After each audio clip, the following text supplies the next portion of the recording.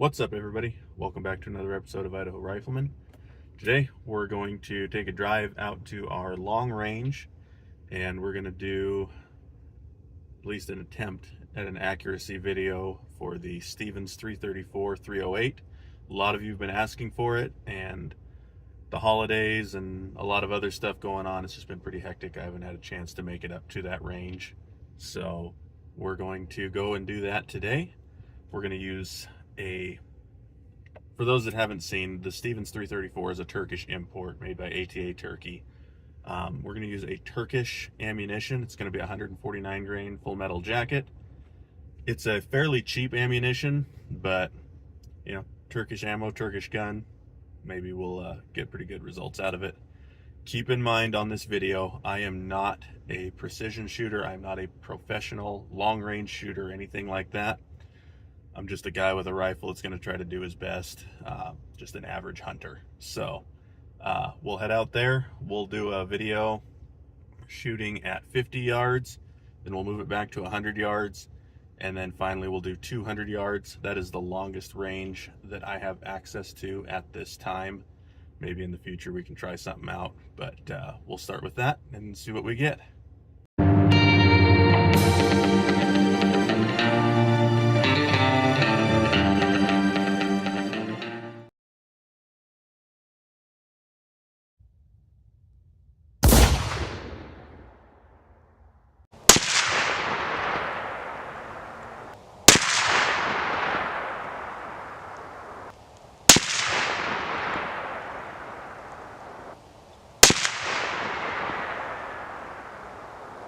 So the rifle scope is a little bit off. I was aiming dead center on the orange dot, and we hit high on all of them. 3 good groups, and then 1 flyer up here.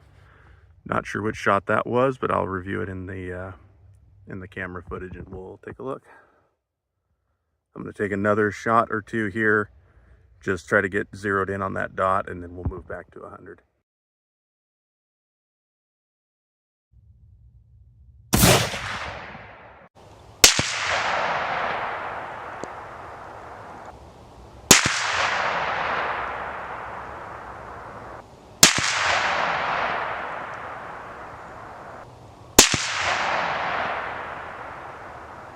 Okay, I expected this to behave a little differently than it did. It should be worth noting that because I could not really see this anymore, my hold point is going to be a little bit off.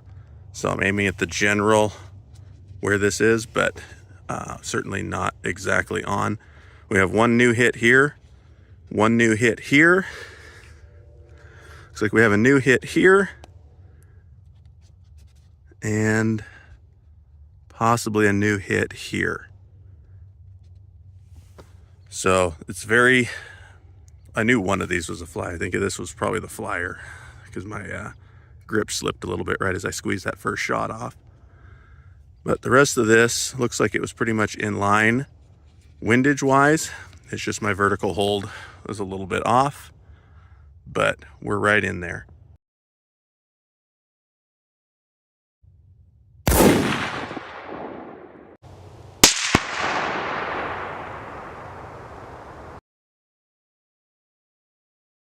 All right, here's our 200-yard results. Again, guys, keep in mind, I am not a precision shooter. I need a very good shot. I'm not a long-range shooter by any means, and I was having a pretty hard time seeing that orange circle. I was aiming in the neighborhood of it, but we have 2 new hits here and here, a new hit here and here. I don't fault the rifle for this at all. That's definitely me, but there you go. There's your 200-yard results. All right, everybody, that wraps up this week's episode of Idaho Rifleman. Definitely performed a little different than I thought it was going to. I'm disappointed that that scope was off initially, because I don't know if that's a scope issue or the way it's mounted on the rifle, or if maybe just the recoil of that rifle. Some of the other times I've shot it has dislodged some parts inside there. I don't know why that scope was off like that. But we'll find out. I've got it dialed in at this point after shooting, so next time we take it out and try to shoot it. If it's off again, we'll know there's some kind of a problem with the scope.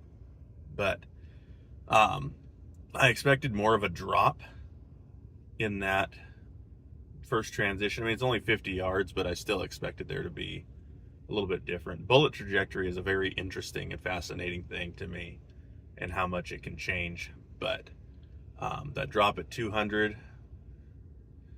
again, I was having a very hard time seeing that orange dot at 200 yards. That scope was only a 7 power, so certainly not the most accurate. If I want the most accurate results, I need to just go and buy a lead sled and basically have everything set in place to where all I'm doing is pulling the trigger. Because you start adding human error, human element to anything, you're going to have variances. I certainly think, and I've read in other forums, that rifle is a sub-MOA rifle, or at least capable of it. So I have no doubt that it was me as the shooter that had that little bit of an error in the groupings. So we'll play with it some more again. The weather's starting to roll in and snow on us, so I don't know when the next time I'll be able to get up to that range again will be. Might not be till spring, but at least we've got a benchmark to start with. So if you enjoyed the video, found it informative, be sure to give it a like. Make sure you're following here, and leave me a comment in the comment section down below. Let me know kind of your thoughts. I'll make another video on that, and we'll talk about that. But it's the internet. Be nice to people. Just because you're behind a keyboard and a screen doesn't mean that you can talk to people however you want to. So, like I said, I'll make another video on that here in the near future. But again, check out Idaho Rifleman on Facebook and Instagram. And I hope you guys have a fantastic week. Take care, stay safe, and God bless. We'll see you next time here on Idaho Rifleman.